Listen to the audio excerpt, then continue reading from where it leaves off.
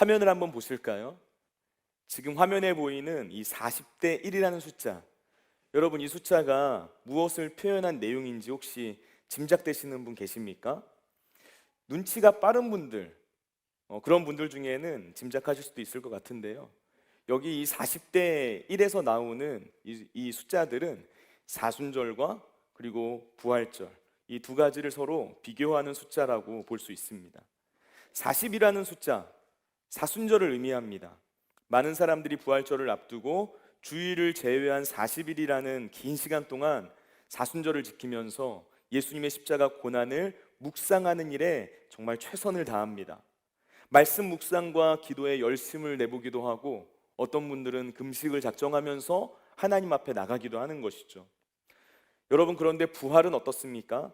흔히 기독교 신앙의 핵심이 부활이다라고 이야기를 하는데 정작 부활에 관하여 생각하는 시간은 이 사순절에 비하면 너무나 짧다는 거예요. 1이라는 숫자에서 우리가 생각해 볼 수 있듯이 십자가 고난을 생각하고 그 고난에 동참하는 일에 대해서는 40일을 사용하지만 부활을 생각하고 부활의 기쁨을 누리는 것은 단 하루의 기념으로만 스쳐 지나가는 경우가 많다라는 것이죠. 그래서 40대 1이라는 이 숫자가 나오게 된 것입니다. 여러분, 우리가 교회에 와서 매주 예배를 드리는 것, 이 주일이라는 날의 유래가 사실 예수님의 부활을 기념하기 위해서 정해진 날이라는 걸 알고 계십니까? 주일은 예수님께서 부활하신 안식 후 첫날을 기념하면서 그 부활의 기쁨을 누리면서 예배하는 주님의 날입니다. 그래서 사순절 기간에 이 40일을 계산할 때 주일을 제외한 40일을 계산하는 거예요. 왜냐?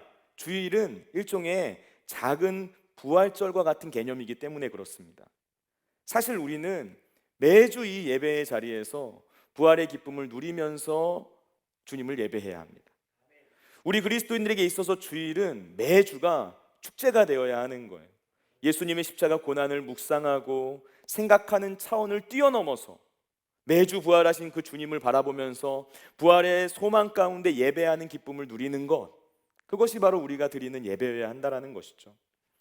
주일 그 자체에 부활의 의미가 담겨 있다는 것, 이것은 우리의 믿음, 우리의 신앙에 있어서 이 부활 신앙이 얼마나 중요한가, 이것을 생각할 수 있게 만들어주는 대목입니다.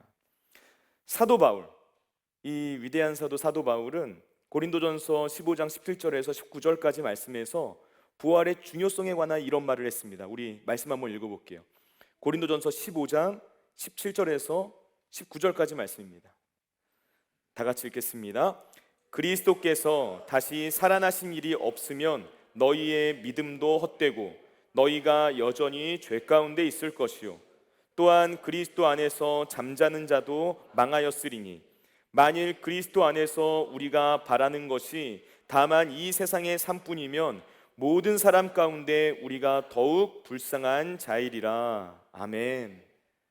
여러분, 지금 바울이 뭐라고 말하고 있는 것입니까? 부활이 없다면 우리의 믿음 자체가 헛된 것이 된다라는 거예요.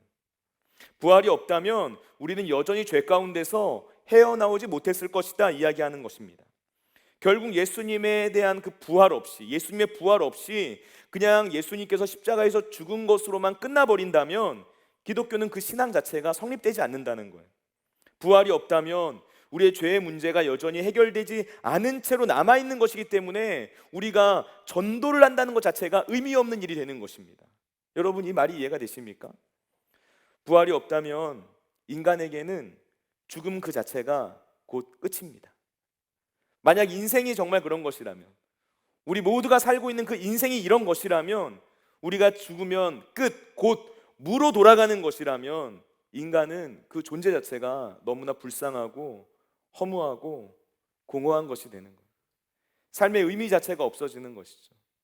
왜 이렇게 아둥바둥 열심히 살아가는가? 그 모든 일들이 아무런 의미 없는 헛된 것이다. 지금 바울은 이 이야기를 하고 있는 것입니다. 모든 인간이 이 세상을 살아가면서 직면하게 되는 가장 큰 문제가 있다면 그것은 바로 죽음입니다. 학업, 취업, 연애, 결혼, 돈에 대한, 재정에 대한, 또 질병에 대한 수많은 우리가 이 세상을 살아가면서 마주하는 다양한 문제들이 있습니다. 그런데 그 모든 문제들을 마치 블랙홀처럼 아무것도 아닌 것처럼 빨아들여 버리는 것, 그것이 바로 이 죽음이라는 문제예요. 죽음이 닥치면 모든 문제들은 다 끝납니다. 거기에서 다른 문제들은 아무것도 아닌 문제가 되어버리고 말아요. 명문대 진학하고 좋은 직장 다니고 사업을 해서 많은 돈을 벌고 내가 부동산을 몇 개 가지고 있고 세상에서 큰 성공을 하든 아니면 실패를 했든 그 어떤 것이든 결국 죽음이라는 그 끝 앞에서 모든 사람은 다 똑같아집니다. 죽음에는 예외가 없고 차이가 없어요. 죽음은 어떤 사람에게서도 예외 없이 모든 것을 단 한순간에 망가뜨리는 가장 강력한 권세를 가지고 있는 문제 중에 문제라고 말을 할 수 있습니다. 여러분, 그런데 성경은 예수님께서 부활하심으로써 이 죽음의 권세를 이기셨다라고 선포하고 있다는 거예요. 성경은 바로 그 사실을 이야기하고 있는 것입니다.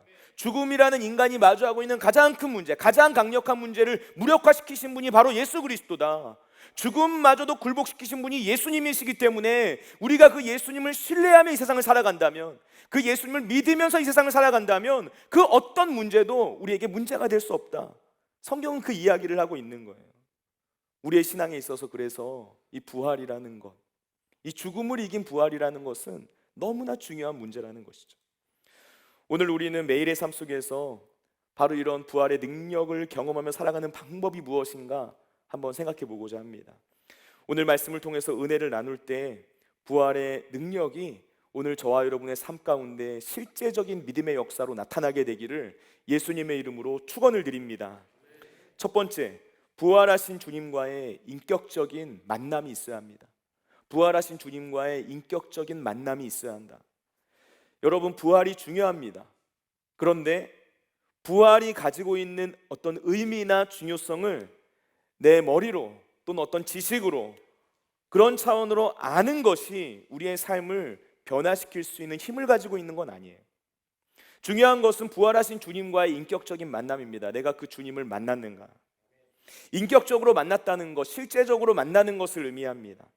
마치 예수님과 내가 얼굴과 얼굴을 마주하고 서로 대화를 나누듯이 그렇게 주님께서 내 마음을 알고 계신다라는 것을 내가 가슴 깊이 깨닫게 되고, 내가 주님의 마음이 무엇인지를 마치 내 앞에서 내 친구와 대화하듯이 나와 마주하고 있는 사람과 함께 교제하듯이 깨닫게 되는 것, 이 만남이 우리의 삶 가운데 있어야 한다라는 것입니다. 그 인격적인 만남이 우리의 삶의 변화를 가져다 준다는 거예요. 여러분, 여기서 중요한 것이 많은 경우, 많은 사람들의 경우 실패를 통하여서 그 인생 가운데 어떤 좌절의 시간, 실패의 시간, 고난과 고통과 아픔의 시간을 통하여서 예수님을 인격적으로 만나게 된다는 것에 있어요. 오늘 우리가 읽은 말씀, 요한복음 21장 말씀입니다. 요한복음 21장에는 예수님과 예수님의 수제자인 베드로 사이에 개인적 만남과 대화가 그려지고 있어요. 베드로는 예수님과 이런 인격적인 만남, 그 인격적인 교제를 통해서 그가 빠져 있었던 실패감, 좌절감, 절망, 낙심, 이 모든 것들이 가득했던 삶을 뒤로하고 새로운 시작에 대한 꿈을 꾸게 되었습니다. 요한복음 21장에서 베드로가 있는 곳 디베랴 호수라고 이야기하고 있어요. 베드로가 디베랴 호수에 와 있다라는 것, 사실 이건 잘 이해가 되지 않는 부분이에요. 왜냐하면 베드로는 이미 부활하신 예수님을 만났기 때문이에요. 그것도 여러 차례나 말이죠. 요한복음 20장 말씀을 보면 부활하신 예수님께서 제자들 앞에 나타나셨어요. 그때 한 번은 도마가 있었고 한 번은 도마가 없었습니다. 그러니까 최소 두 번은 만난 거예요. 그리고 누가복음 24장 말씀을 보면 예수님께서 베드로에게만 따로 나타나시는 장면이 나와요. 베드로가 이미 여러 차례 부활하신 주님을 만났다는 사실을 성경을 통하여서 유추해 볼 수 있다는 거예요. 그런데 이런 베드로가 요한복음의 가장 마지막 장인 21장에 이르러서 디베랴 호수에 와 있어요. 이상한 장면입니다. 성경을 보면 베드로와 도마, 나다나엘, 야고보, 요한, 그리고 이름이 밝혀지지 않은 다른 2명의 제자가 총 7명의 제자들이 바로 그곳에 모여 있었다라고 이야기를 해요. 옛날 예수님을 만나기 전의 모습으로 돌아가서 물고기를 잡고 있는 거예요. 영적인 방향 감각을 잃어버린 모습을 볼 수 있는 것이죠. 여러분, 이 제자들의 모습이 이해가 되십니까? 예수님의 부활은 인간의 이성과 지성으로는 도저히 이해되지 않을 정도로 경이롭고 놀라운 일이었고 주체할 수 없을 정도로 큰 기쁨이 있는 사건이었어요. 부활하신 주님을 만나고 부활하신 주님을 알게 된 일로 인한 놀라움과 기쁨, 그것이 있었다는 거예요. 그런데 그것 자체가 이 제자들의 삶을 변화시키지는 못했다는 것입니다. 그래서 지금 베드로를 비롯한 제자들이 다시 예수님을 만나기 전의 모습으로 돌아가 있는 거예요. 지금 내가 무엇을 해야 하는지, 내가 어떤 삶을 살아야 되는지, 내가 어디로 가야 하는지 전혀 방향을 찾지 못한 상태에 머물러 있었다는 것입니다. 혼란스러운 상태에 있는 것이죠. 여러분, 우리가 여기서 조금 상상력을 발휘해서 생각을 해보면 이 제자들이 어쩌면 부활하신 예수님으로부터 도망쳤던 것은 아닐까 생각해 볼 수 있어요. 여러분, 베드로는 예수님을 모른다고 3번이나 부인한 사람이었습니다. 한 번은 예수님을 저주하기까지 했어요.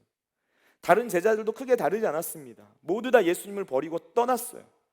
그런데 예수님이 부활하셔서 제자들 앞에 갑자기 막 나타나시기 시작하는 거예요. 어떻게 보면 좀 공포스러운 장면 아닙니까? 부활하신 예수님을 본 제자들의 반응이 어땠을까요? 그들의 감정이 어땠을까요? 놀라움과 기쁨이 있지만 사실 그 감정은 잠시였을 거예요. 곧 그들이 처해 있는 현실을 보게 됐을 것입니다. 그들은 예수님의 부활을 보게 되니까 결국 이렇게 될 일이었는데 우리가 그 잠깐을 견디지 못하고 예수님을 부인했구나, 예수님을 버렸구나, 이 모든 현실에 대한 깊은 좌절감을 맛봤을 거예요. 내 목숨을 부지하기 위해서 예수님을 버린 자기 자신의 모습에 대한 그런 깊은 실망감, 자기 자신에 대한 분노, 어쩌면 나 자신에 대한 혐오로까지 발전했을지 모릅니다. 온갖 죄책감과 수치심과 두려움과 패배의식, 난 도저히 안 되는 인간이야, 나는 도저히 할 수 없는 인간이야, 나는 지금 숨을 쉬며 살아가는 것조차 가치 없는 존재야, 이런 깊은 실패감이 그들의 내면을 지배하고 있었을 거라는 거예요. 여러분, 우리도 그렇지 않나요? 혹시 큰 실패를 겪어보신 분 계십니까? 그때 어떻게 됩니까? 사람이 무기력해져요. 우울해집니다. 그 실패의 상황들을 계속해서 곱씹게 돼요. 그러면서 내가 도대체 그때 왜 그랬을까? 이 질문을 반복하여 던지면서 스스로를 자책합니다. 말이 없어지죠. 사람들을 만나기가 싫어지죠. 그래서 공동체에서 멀어지죠.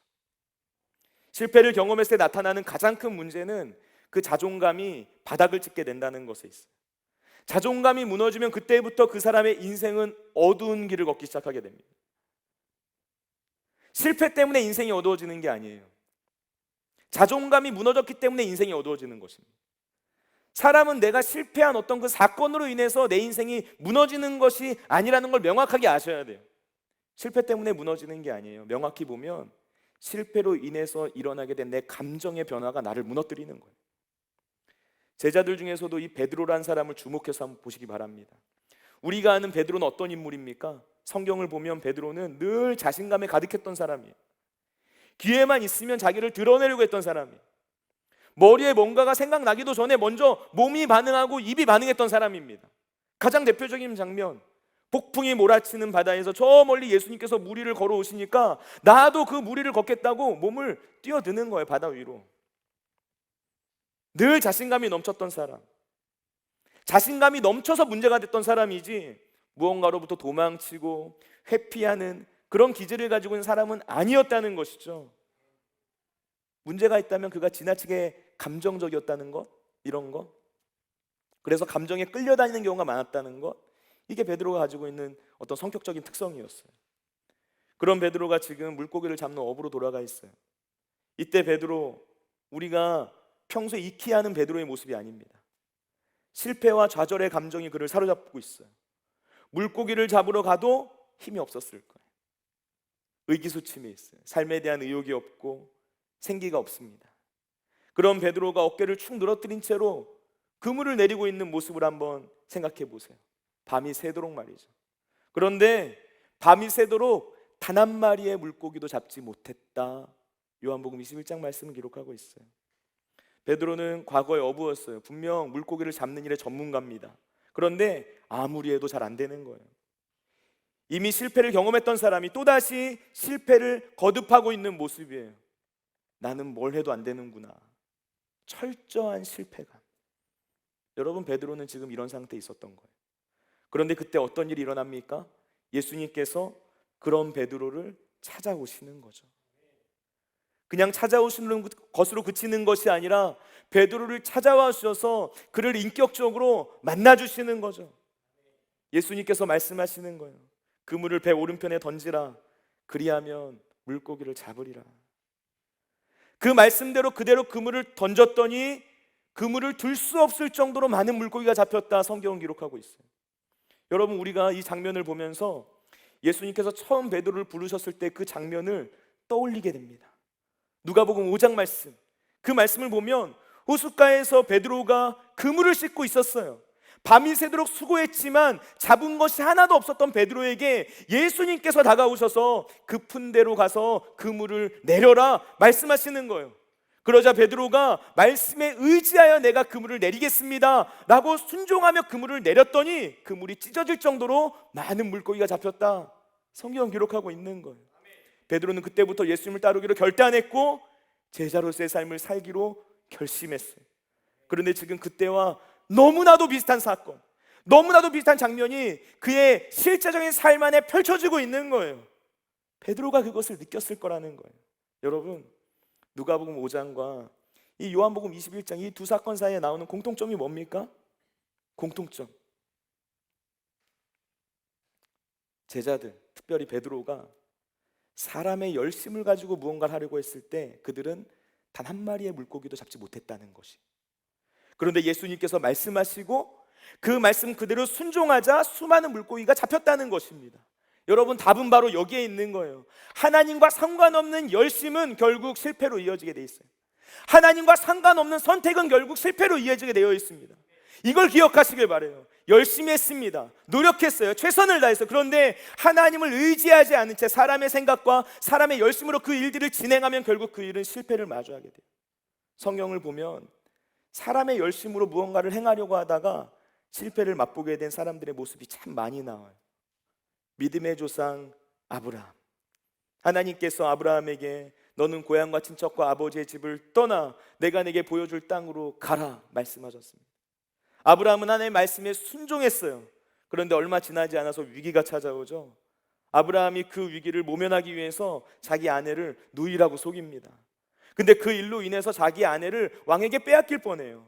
하나님께서 아브라함에게 주신 약속은 아브라함의 씨를 통하여서 자손을 주시겠다라는 것이었는데 아브라함은 그 약속을 믿지 못했어요.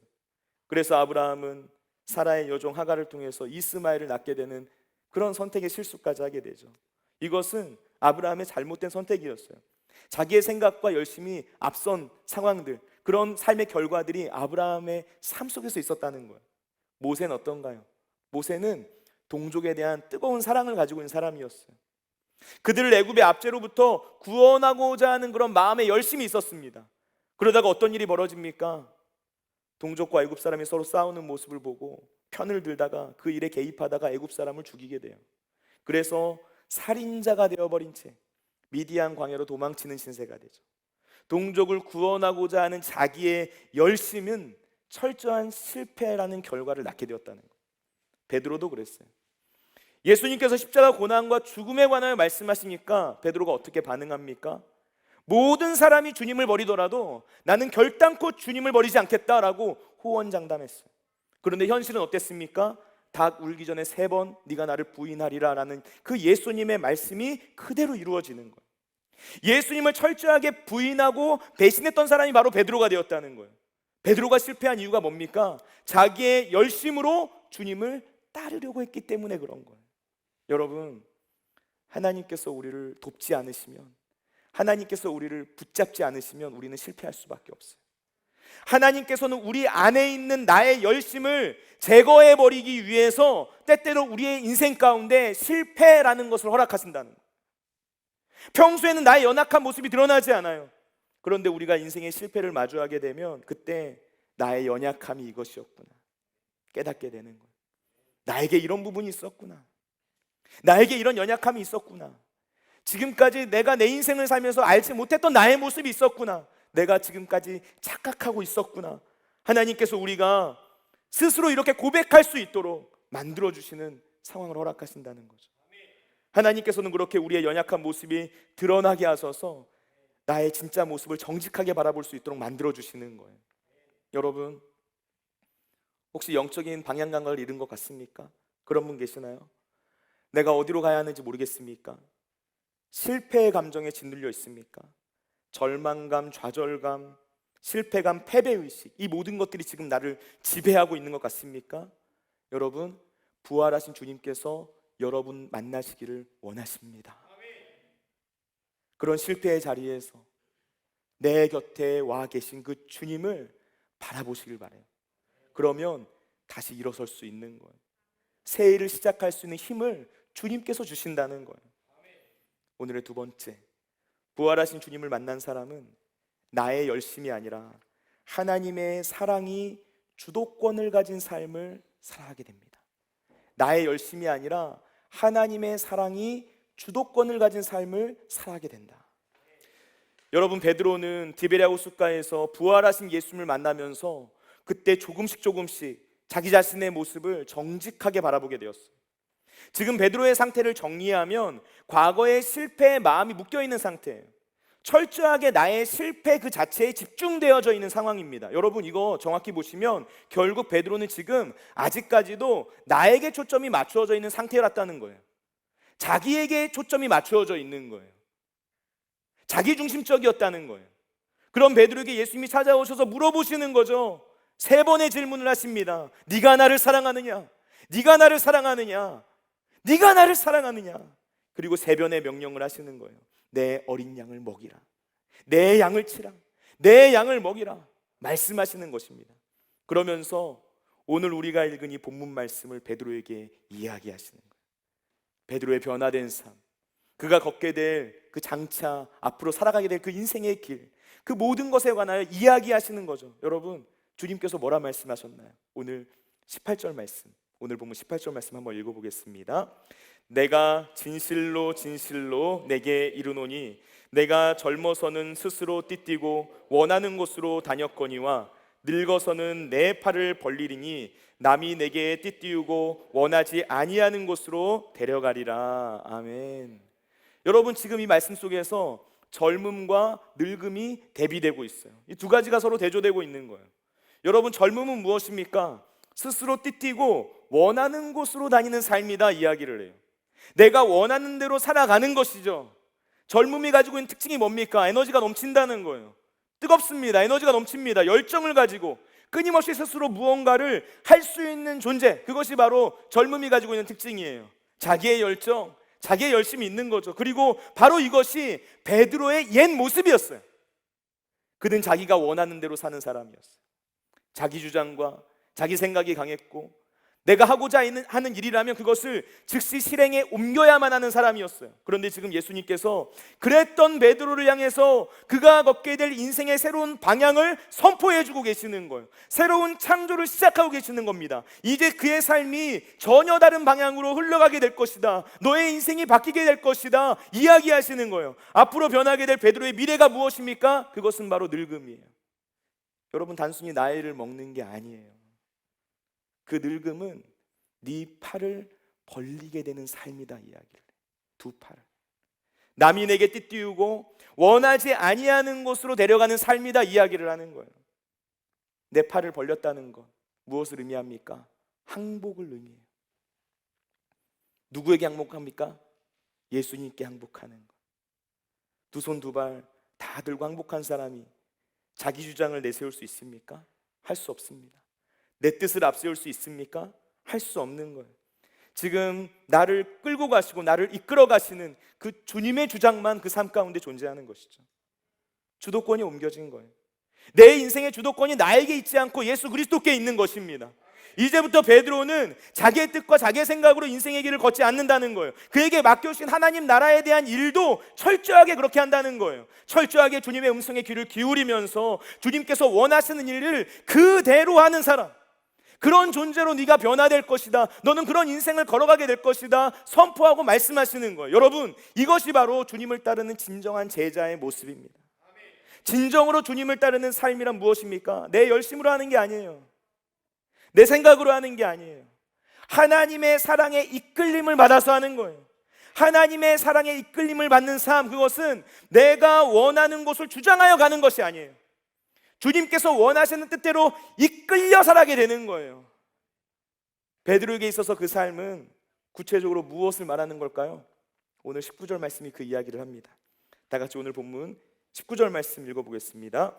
이 말씀을 하심은 베드로가 어떠한 죽음으로 하나님께 영광을 돌릴 것을 가리키심이러라.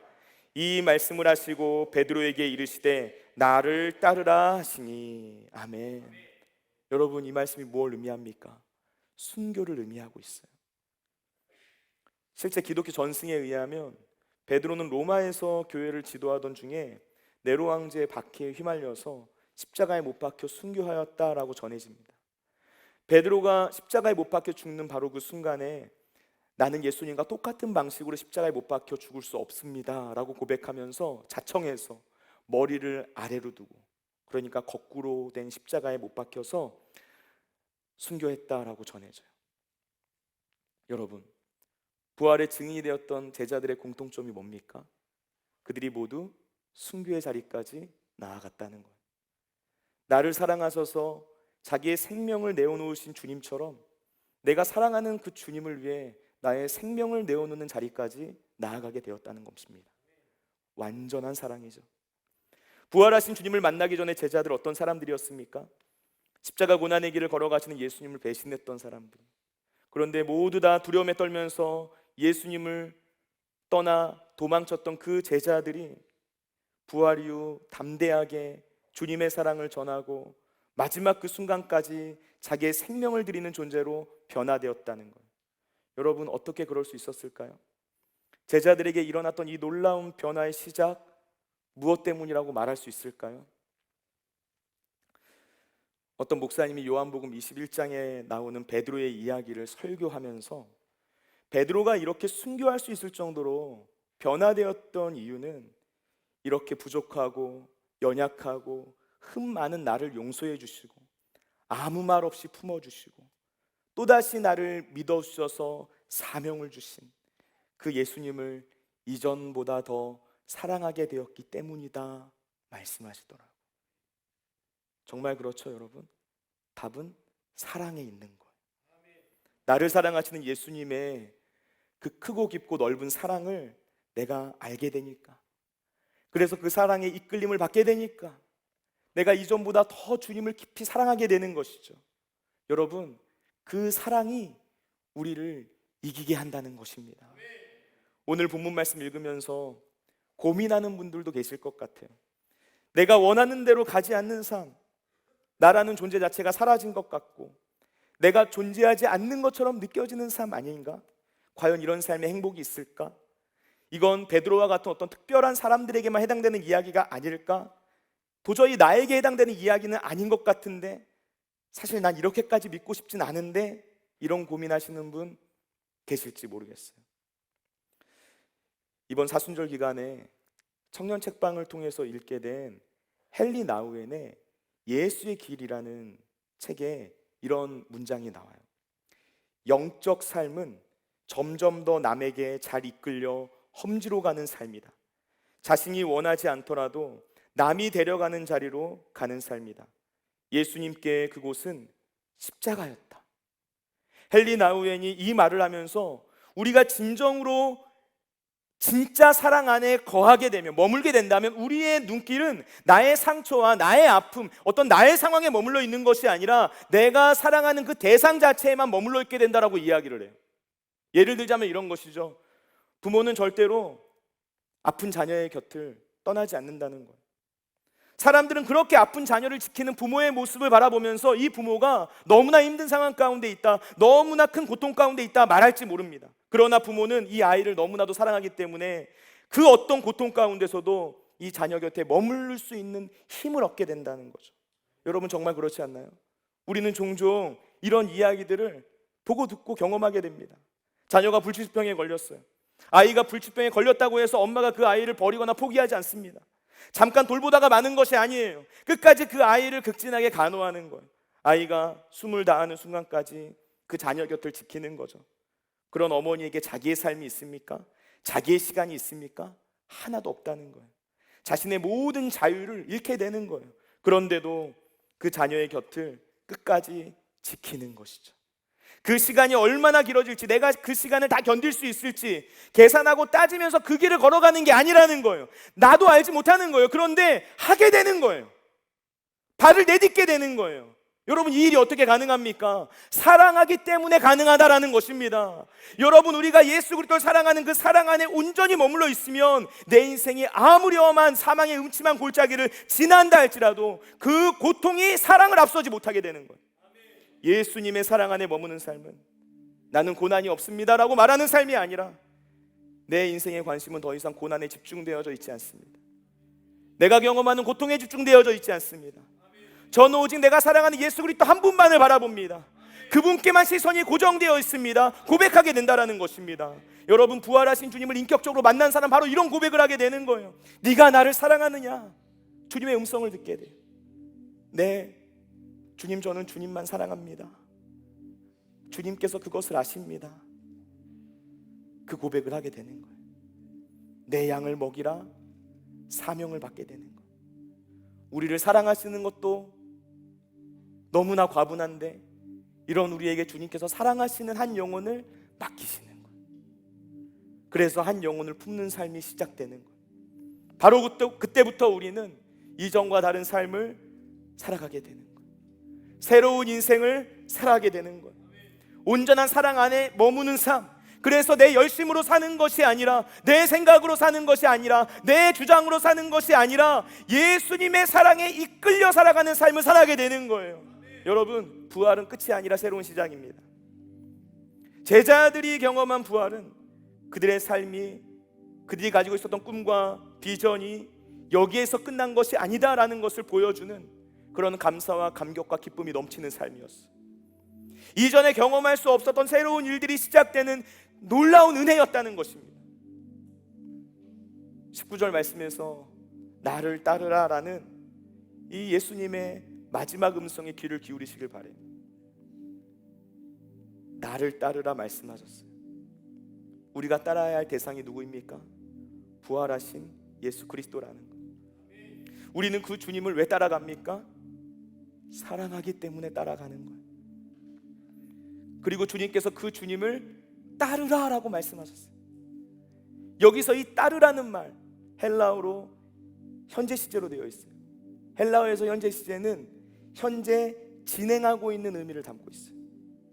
이 따름은 인생의 어떤 한순간 단회적으로 내가 결단하고 실천하는 그 잠깐의 순간을 의미하는 것이 아니라 매일 매 순간마다 주님께서 나를 이끄시는 대로 지속적으로 끊임없이 발걸음을 내디디며 나아가는 삶을 의미한다라는 거예요. 그래서 유진 피터스는 제자도를 가리켜서 한 방향으로의 오랜 순종이다 라는 말을 했어요. 한 방향으로의 오랜 순종. 주님을 위해 목숨을 버리겠다라고 장담했던 베드로, 자기의 힘으로는 목숨을 버리지 못했습니다. 의지는 있었을지 몰라요. 그러나 자기의 의지만으로 되지 않았어요. 그런데 지금 부활하신 주님께서 약속의 말씀을 주시면서 베드로, 네가 결국 나를 위해서 목숨을 버리게 될 것이다 말씀하셨습니다. 그 죽음으로 하나님께 영광을 올리게 될 것이다 말씀하셨어요. 베드로가 그 말씀을 듣는 그 순간부터 평생 동안 그 말씀을 붙잡고 확신 가운데서 내가 주님을 사랑하는 그 믿음의 길을 끝까지 걸어갈 수 있겠구나 확신하며 살아갈 수 있게 되었다라는 거예요. 내가 그 실패를 반복하지 않겠구나, 내가 그 실패 가운데 서 있지 않겠구나, 내가 그 주님만을 사랑하는 삶을 완주할 수 있겠구나, 그 확신과 믿음 가운데 살아갈 수 있게 되었다라는 것입니다. 언제? 부활하신 그 주님을 만났을 때, 부활하신 그 주님의 음성을 들었을 때, 그 주님의 확신이 가득 찬 사랑의 음성을 듣게 되었을 때 베드로의 삶은 변화되었다는 거예요. 여러분, 주님을 향한 우리의 사랑보다 우리를 향한 주님의 사랑이 더 커요. 내가 주님을 사랑하는 것보다 주님께서 우리를 사랑하시는 그 힘이 더 크다는 거예요. 그 사랑이 죽음이 두려워서 예수님을 부인했던 베드로를 변화시킨 거예요. 예수님을 사랑하기 때문에 자신의 생명을 드리면서 죽음으로 영광을 돌릴 수 있는 존재로 변화시킨 거예요. 우리는 세상 그 어떤 것도 끊을 수 없는 하나님의 사랑 때문에 어떤 실패의 자리에 있다 할지라도, 어떤 절망과 좌절과 낙심의 자리에 있다 할지라도 늘 새로운 시작을 꿈꾸며 살아갈 수 있는 거예요. 여러분, 어떤 실패의 자리에 있습니까? 어떤 좌절의 자리에 있습니까? 어떤 절망의 자리에 있습니까? 기억하시길 바랍니다. 예수님이 부활하기 직전의 그 밤이 제자들에게 가장 깊은 절망의 순간이었다는 걸. 그 예수님이 부활하시니까 그 깊은 절망의 순간이 가장 큰 기쁨과 환희와 영광의 순간으로 변화되었다는 것. 오늘 저와 여러분의 삶 가운데 바로 이런 놀라운 부활의 생명의 역사가 넘쳐나게 되시길 예수님의 이름으로 축원을 드립니다. 우리가 이 시간 다 같이 그 마음과 믿음을 가지고 기도하기를 원합니다. 그 마음을 가지고 기도하기를 원하시는 분들 다 같이 차례에서 일어서서 함께 기도하겠습니다. 우리 이 시간 이렇게 기도합시다. 살아계신 성령 하나님, 이 시간 우리 가운데 임재하여 주옵소서. 부활의 생명을 경험하게 하여 주옵소서. 그 어떤 것도 끊을 수 없는 하나님의 사랑으로 우리의 인생을 붙드시고 인도하소서. 오직 예수 그리스도를 향한 온전한 사랑으로 주님을 따라 살아갈 수 있는 귀하고 복된 인생 되도록 역사하여 주옵소서. 우리 다 같이 그 믿음과 마음을 가지고 주님 세원 부르고 통성으로 기도하겠습니다. 주여.